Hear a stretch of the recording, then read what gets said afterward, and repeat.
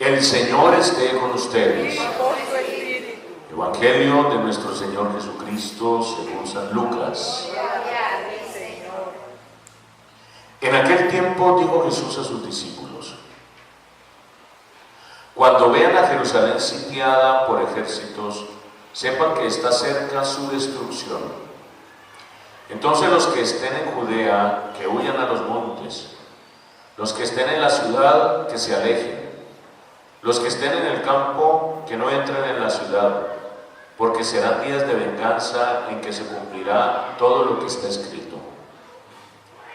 Ay de las que estén encinta o criando en aquellos días, porque habrá angustia tremenda en esta tierra y un castigo para este pueblo. Caerán a filo de espada, los llevarán cautivos a todas las naciones. Jerusalén será pisoteada por los gentiles, hasta que a los gentiles les llegue su hora. Habrá signos en el sol y la luna y las estrellas, y en la tierra angustia de las gentes, enloquecidas por el estruendo del mar y el oleaje. Los hombres quedarán sin aliento por el miedo y la ansiedad ante lo que se viene encima al mundo, pues las potencias del cielo temblarán. Entonces verán al Hijo del Hombre venir en una nube, con gran poder y gloria. Cuando empiece a suceder esto, levántense, alcen la cabeza, se acerca su liberación. Palabra del Señor. Hoy leemos en la liturgia el Evangelio de Lucas, capítulo 21, versículos 20 al 28.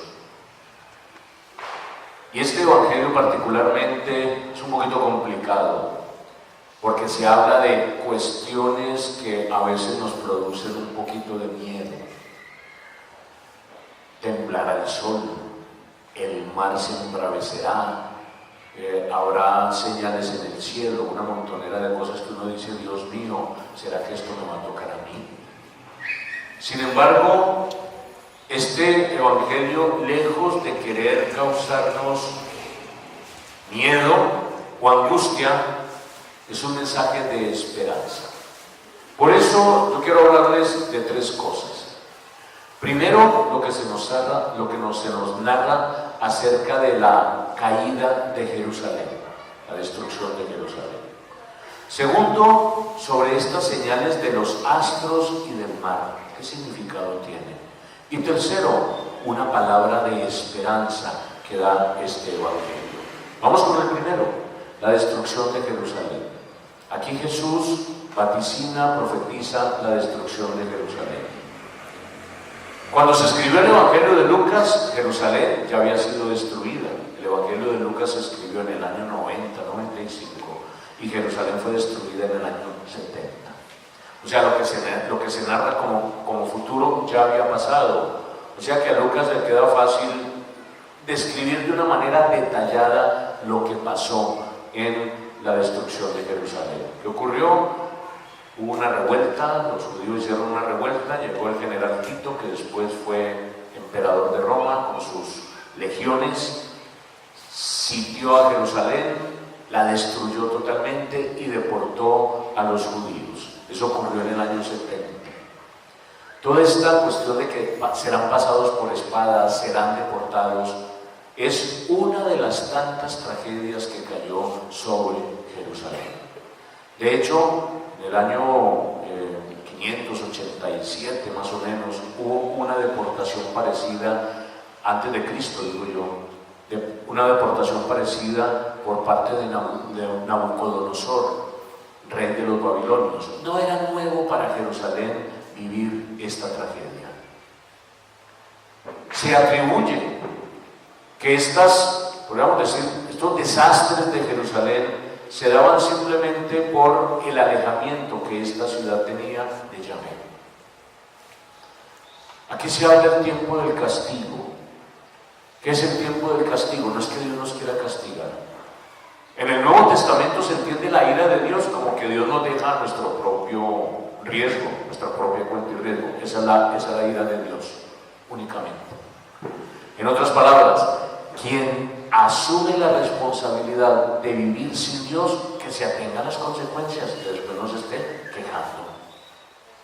Dios dice, yo te doy la libertad de que te vayas, pero si las consecuencias de esa decisión que tomaste son nefastas para ti, no me pongas a mí a resolverlas. Es más o menos lo que hizo el Padre misericordioso con el hijo menor que se fue a dilapidar su fortuna y después cayó en desgracia, y el padre no fue, él quedó esperándolo a que su hijo volviera, y cuando volvió le dio un abrazo y le dio la acogida, pero no se fue a alcahuetearle sus desmanes, estuvo esperando a que él verdaderamente cambiara y viera que nosotros, cuando nos alejamos de la voluntad de Dios, nos atenemos a las consecuencias. Segundo, señales en el cielo y en la tierra. Esto es un poquito más complicado. Dice que habrá señales en los astros, el estruendo del mar será tremendo y la gente sentirá miedo y pánico. ¿Qué significa esto? Pues significa que cuando ocurren desastres naturales, pues todos sentimos miedo y pánico. Miedo y pánico, disculpen. Miedo y pánico, ¿por qué? Un terremoto nos agarra aquí.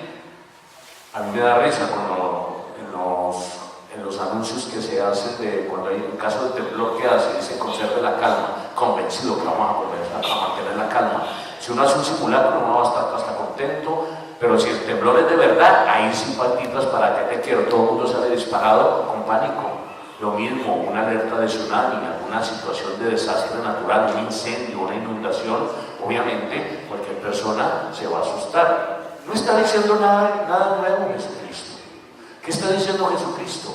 Que en este mundo nosotros tenemos cosas buenas y cosas malas. Que en este mundo podemos tener la desgracia de los males causados por el hombre, que son las invasiones, las quemas de ciudades, las deportaciones. Y también podemos tener los males causados por la naturaleza, terremotos, tsunamis, etc. Eso causa miedo. De una o de otra manera podemos tener problemas. Por lo tanto, pensar que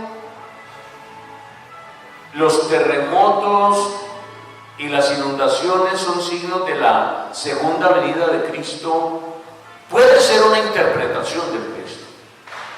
Pero ante eso queda una gran pregunta, y es: llevamos 2000 años esperando ese momento y no ha llegado. Los primeros cristianos decían, ya viene, y no ha llegado todavía. El mismo San Pablo decía, Jesucristo va a volver dentro de 5 años. No llegó. Por lo tanto, por haberse postergado la segunda venida de Cristo, la Iglesia ha asumido una nueva interpretación de estos textos, manifestando otra cosa que dijo Jesús en otro texto, que nadie sabe la hora, el día ni la hora de su llegada. Nadie lo sabe, por lo tanto no podemos estar mirando que si pasó un terremoto, que si que llegó un tsunami, que ya se aproxime y que estemos asustados porque ya viene el Señor. ¿Cómo puede llegar el Señor? El Señor puede llegar el día que tú te mueras. Esa es la segunda venida de Cristo para tu vida. Puede que en vida Él regrese. No lo sabemos. ¿Qué le interesa a Jesús? Que estés preparado. Es lo único que le interesa. No ponerse a calcular a ver cuándo es que llega el Señor. Muchos han hecho esos cálculos y han salido defraudados. En el año 1000 empezaron a hacer esos cálculos, quedaron todos, pasaron 1000 años más y no ha llegado. En el año 2000 también se pensaba que llegaba ya Jesucristo, no llegó. Después lo pasaron para el 2012, tampoco llegó. Y entonces, yo recuerdo que el 21 de diciembre del 2012 todo el mundo estaba asustado a ver qué pasaba. Pues ya estamos en el 2014 y no ha llegado. Entonces ya están mirando a ver qué pasa en el 2025, en el 2034, a ver si alguno le pega. ¿Quién sabe? De pronto pasarán 100, 200, 300 años y seguimos igual. Para no caer en interpretaciones un poco peligrosas de este texto. Tercero, un mensaje de esperanza. Es verdaderamente la intención de este texto. Cuando dice Jesús, cuando pasen todas estas cosas, quiere decir que va a haber señales en el cielo y el Hijo del Hombre vendrá en una nube con poder. ¿Qué significa que el Hijo del Hombre venga en una nube? No piensen que va a venir montado en una nube, no. ¿Qué es la nube? Es la presencia de Dios. Es la presencia de Dios que nos envuelve. En otras palabras, el Hijo del Hombre vendrá en una total presencia de Dios. Como queriendo decir, la gloria de este mundo pasa siempre. Los poderes de los imperios de este mundo son pasajeros. Puede que vivan muchos años. El Imperio Romano duró 1000 años. ¿Sabe lo que significa eso? 1000 años aguantándose al Imperio Romano, si uno no es romano. Tremendo. Pero al final cayó. Y siguieron otros gobiernos y siguieron otros imperios. Cada imperio tiene su turno, tiene su nacimiento, su crecimiento, su apogeo y su muerte. Si nosotros pensamos que tenemos o la total felicidad por pertenecer a un imperio, o la total tristeza y fracaso por estar oprimidos por él, el Señor nos da una palabra de esperanza. Todos los reyes y reinos de este mundo pasarán, pero Él no pasará. En otras palabras, cuando cae todo lo humano, ¿qué queda? Queda simplemente la presencia y el mensaje sencillo, bello del Evangelio. El Señor reina con poder porque su reino no es de este mundo. Por eso dice, cuando pasen todas estas cosas, que uno siente miedo, que uno siente opresión, que uno siente tristeza, angustia, y vean al Hijo del Hombre aparecer, entonces levanten su cabeza, anímense, porque llegará el día de su liberación. Y eso es lo importante. Me llama la atención, y con esto termino, una palabrita que dice: Jerusalén, Jerusalén, tú serás aplastada por los gentiles, hasta el día en que a ellos también les llegue su hora. A todo el mundo le llega su hora. Como dicen aquí en Nicaragua, a todo chancho le llega su Navidad. A todos nosotros nos va a llegar la hora de rendir cuentas. ¿Qué hicimos durante ella? ¿Nos entregamos a poderes de este mundo o nos entregamos al reinado de Jesucristo en nuestra vida? Ojalá que sea así. Cuando estemos ya en la presencia de Él, que le digamos: Señor, te busqué y ahora te encuentro.